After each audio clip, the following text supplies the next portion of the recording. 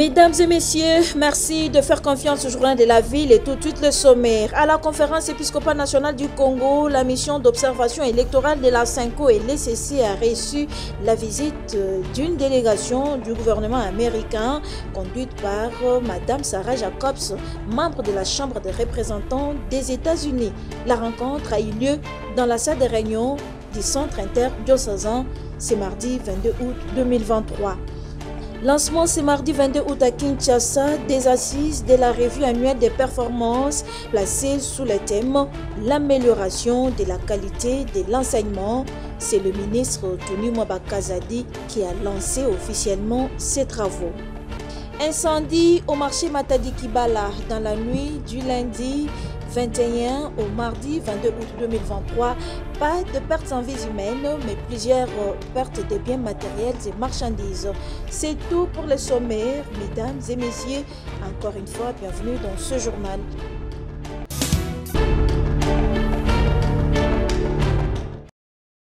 C'est sous le thème « Améliorer la qualité de l'enseignement par la bonne gouvernance et la recevabilité » que les assises de la revue annuelle des performances du ministère de l'enseignement primaire, secondaire et technique ont été lancées ce mardi 22 août 2023 par le ministre des tutelles, le professeur Tony Mwabakazadi, dans la salle polyvalente Vianova, située sur l'avenue Chaumba, dans la commune de La Gombe, et c'est en présence des représentants de la présidence de la République, de la primature, du ministère de la fonction publique, du gouvernement provincial de Kinshasa et des cadres du sous-secteur de l'éducation et des partenaires éducatifs.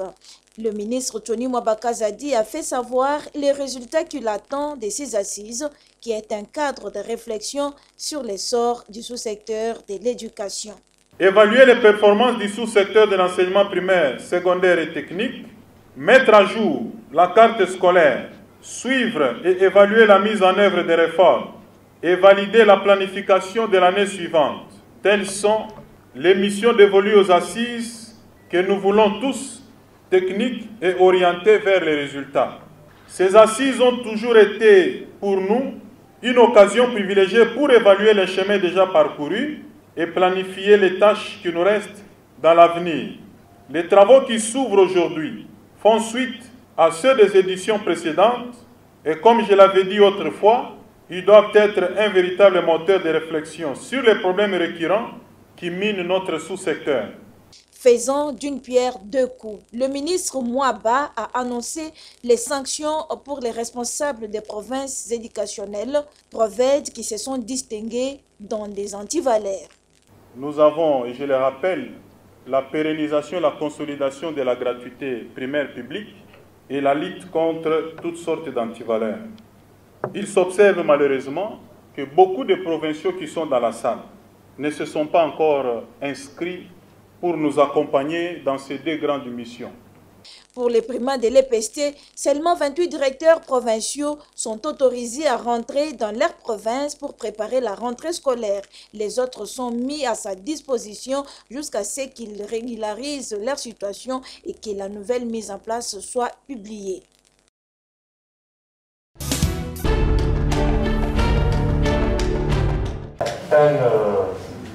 Certains points. Le 12e Conseil national extraordinaire de l'Association nationale des parents d'élèves et d'étudiants de la République démocratique du Congo, ANAPECO, s'est ouvert ce lundi 21 août 2023 à Kinshasa, au centre Thérésagnum de Kitambo. Ma campagne, convoquée à la demande de la base, le 12e Conseil de l'ANAPECO est placé sous le thème « La consolidation des acquis de la gratuité de l'enseignement primaire » avec des remerciements appuyés au président de la République, Félix Antoine Tshisekedi Tshilombo, pour la mise en œuvre de la gratuité de l'enseignement des bases.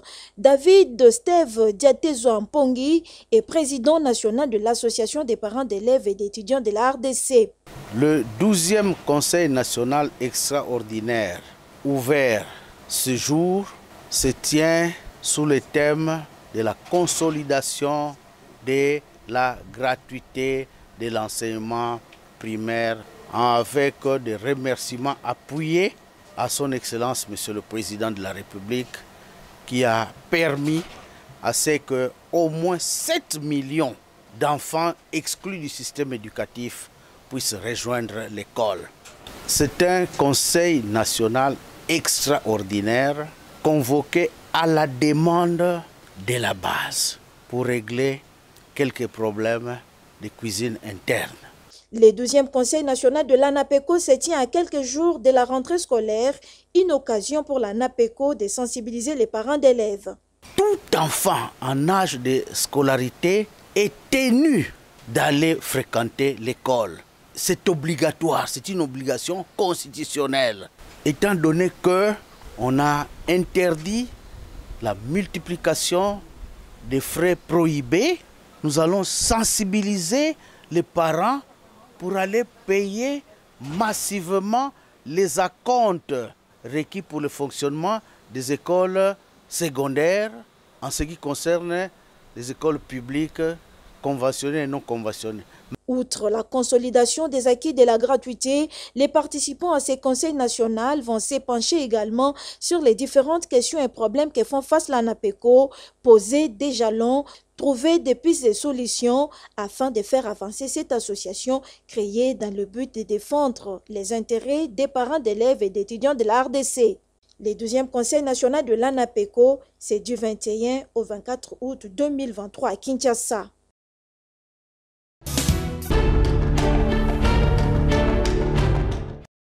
À la conférence épiscopale nationale du Congo, la mission d'observation électorale de la CENCO et l'ECC, MOE, CENCO, ECC, a reçu ce mardi 22 août 2023 la visite d'une délégation du gouvernement américain conduite par Sarah Jacobs, membre de la Chambre des représentants des États-Unis. La rencontre a eu lieu dans la salle de réunion du centre interdiocésain.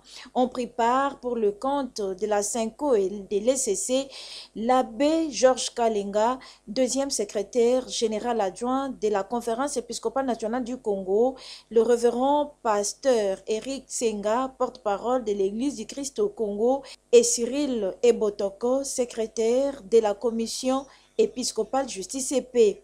La rencontre a duré une trentaine de minutes. Sarah Jacobs n'a pas hésité de donner la raison de sa visite à la CENCO en vue de rencontrer les représentants de ces deux grandes églises de la RDC. As a representative of the United States Congress, en tant que représentante du Congrès des États-Unis, nous avons les deux partis et nous avons également la branche exécutive et nous considérons que la CENCO et l'ECC sont des institutions qui sont très importantes pour une organisation d'élections transparente et juste.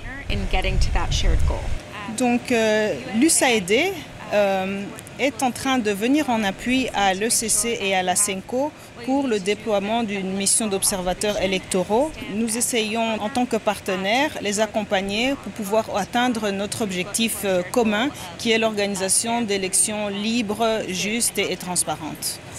Soulignons que cette rencontre intervient quelques mois après la déclaration du gouvernement américain exigeant les élections libres et transparentes en République démocratique du Congo et la rencontre entre les responsables de la MOE, CENCO, ECC et les sous-secrétaires d'État américains à Washington.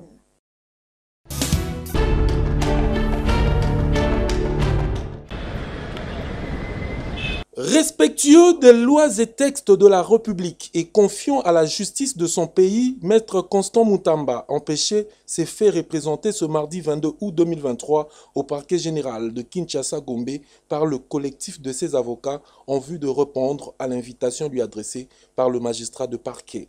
Au sortir de cet entretien, il en résulte une remise puisque l'affaire a été renvoyée à une date ultérieure, comme l'explique l'un de ses avocats. Le client, il est président d'un grand regroupement politique, l'ADIPO, qui est l'opposition républicaine dont il est pratiquement le chef de file. Alors à ce titre, il est en plein déploiement des candidatures dans des provinces, tout ça. Alors cette situation ne lui a pas permis d'être là aujourd'hui. Mais étant respectueux de la justice, d'abord lui-même étant avocat, puis étant un homme de taille, il a estimé qu'il ne pouvait pas manquer à ces rendez-vous. Comme ça, il a constitué un collectif que nous sommes, demandant d'aller voir le magistrat instructeur, lui faire part de son disponibilité d'être là aujourd'hui et solliciter un report. C'est ce que nous avons pu obtenir.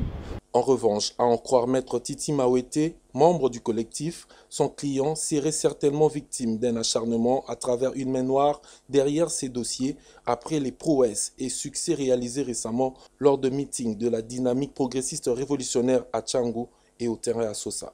Le jour que le client sera là, nous allons l'assister. C'est à ce moment-là que le magistrat instructeur aura l'obligation de dévoiler les contenus de son dossier.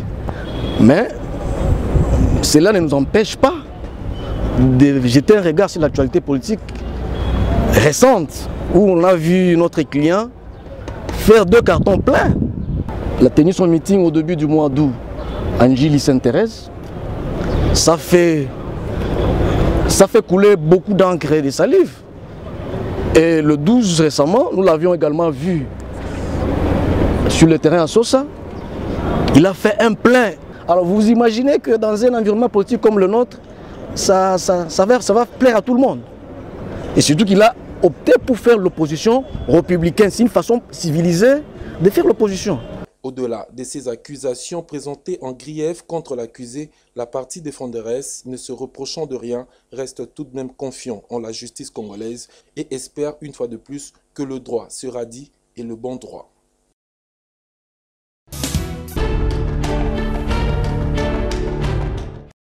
C'est dans la salle à roupe, pleine comme un œuf, que la cérémonie d'échange entre Mathilde Benatar Chilufya et l'élite louchoise, constituée en grande partie des étudiants, a eu lieu sur le thème Horizon 2023-2024. Au rendez-vous, la projection d'un documentaire sur le parcours de l'initiatrice de l'ONG Mapendo Lushi, suivi d'un bref aperçu sur cette organisation non gouvernementale qui interviennent dans les domaines humanitaires et du développement social créé depuis 2000. Dans la suite de la manifestation, Benatar Chilufya a dans son exposé accentué sur l'horizon 2023-2024 et évoqué la question des migrations qui doit aider à combattre la crise sociale en République démocratique du Congo. Le thème d'aujourd'hui, c'est l'horizon 2023-2024. L'horizon veut dire pour les Tronena, les Wapi, tout Africa Kodje, tout Africa Kamatuko Banane, tout Africa Kamatuna Fayangou, au Kamatu Fayangou, tout Africa Kamatuna changé, au Kamat a tout changé.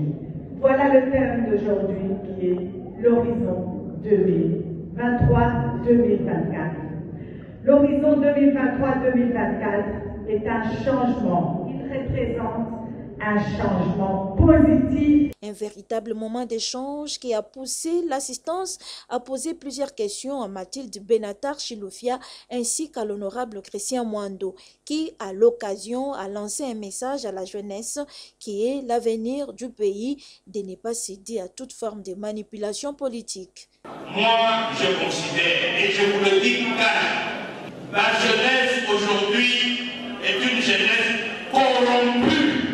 Et aujourd'hui, si on ne change pas les choses, les jeunes, vous êtes une jeunesse perdue. Au terme de la manifestation, la présidente de l'ONG Mapendo Lushi, Mathilde Benatar Chilufya, s'est exprimée en ces termes. Nous nous sommes entendus, nous nous sommes unis, nous nous sommes retrouvés entre frères, nous avons compris quelles sont nos forces et quelles sont nos faiblesses. Et donc, c'était le but de comprendre où est-ce que nous sommes forts à Lubumbashi, au Congo. L'ONG Mapendo Lushi, Cap Vert, l'horizon 2023-2024.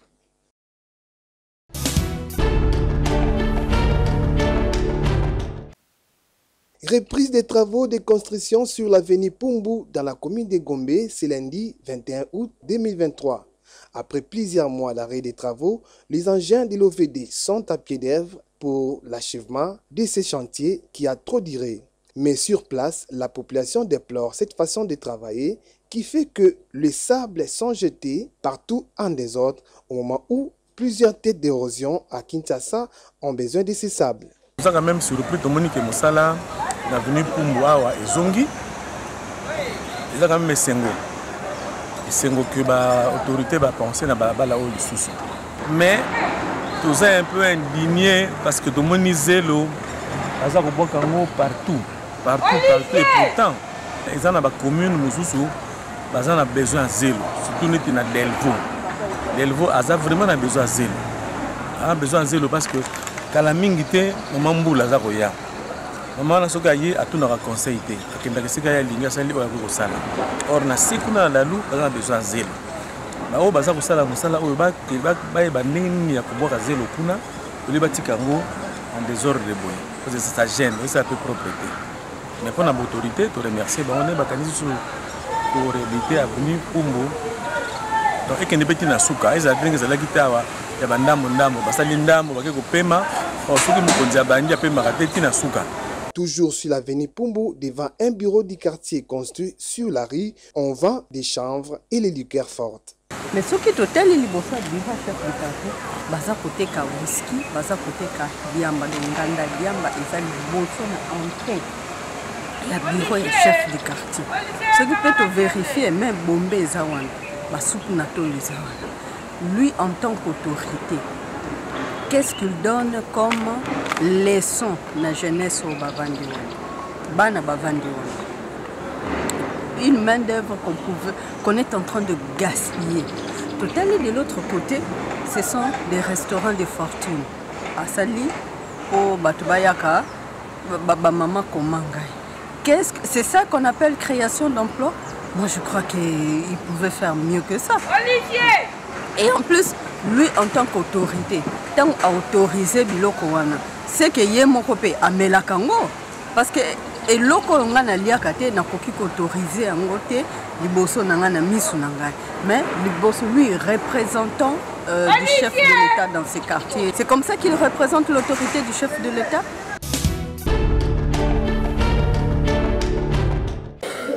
Enjeux électoraux en République démocratique du Congo, Jires Ngamaba, président de la Ligue des jeunes Tiango, Congo Star, parti cher à l'autorité morale, l'honorable Marie-Ange Lukiana affûte déjà ses armes en vue d'affronter les élections de décembre 2023. Congo Star, force vive! Congo Star, force politique! Yanani, Yabisomoko, Yanani Isusu, Yabomo Bimba, Yanani.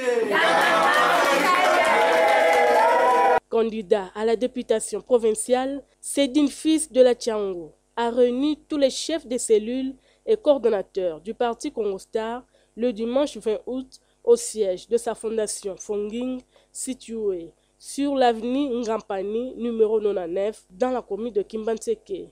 Objectif, échanger et mettre en place des stratégies en vue de sensibiliser la population et donner un mot d'ordre pour bien battre les élections au moment opportun. Kokutana lelo tina nango ezali koyebisa bango ke élection komi pene. L'élection komi pene photo lenge la pona ndenge nini to koma na élection ndenge nini to bakobimisa candidat na bango oza Jires Ngamaba candidat provincial à Kimbanseke ndenge nini bakobimisa candidat na bango national Asiki ya Lukiana et lo lenge nini bakobimisa président ya Congo Mobimba Fachi Beton bapesa ye deuxième mandat.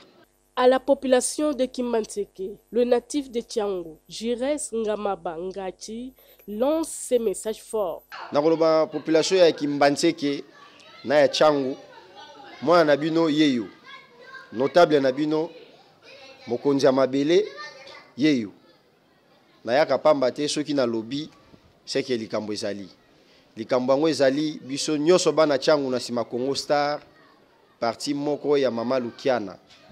Oyo ezo pomisa bana Tiango na tina oyo eyepo na bana Tiango siège nango eza na Tiango nano esalamate tous les mois na Tiango aza na sima ya Congo Star na sima autorité Marie-Ange Lukiana. Et pour motiver ces chefs de cellules et coordonnateurs au travail sur terrain, une enveloppe consistante leur avait été remise par le président de la Ligue des jeunes, Jires Ngamaba Ngati, afin de les permettre d'implanter des différentes bases du parti politique Congo Star dans tous les quartiers du district de la Tiango.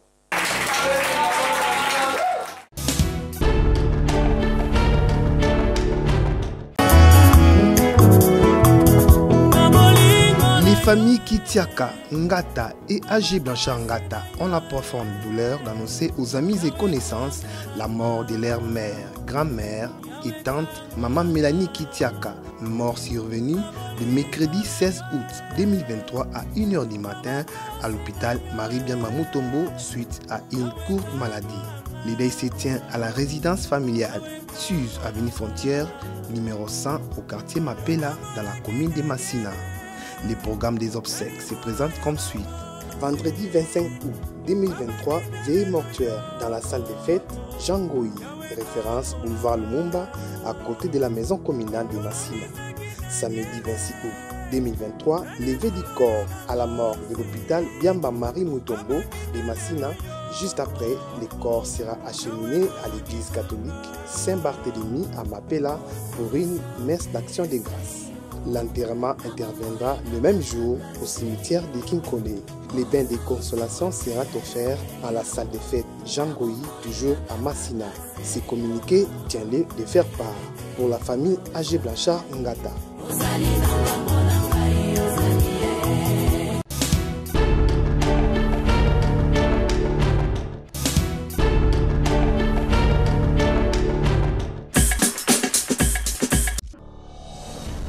Nous sommes arrivés à la fin de ce journal de la ville, mesdames et messieurs. Merci de l'avoir suivi. Le prochain rendez-vous est fixé pour ce mercredi avec le même plaisir.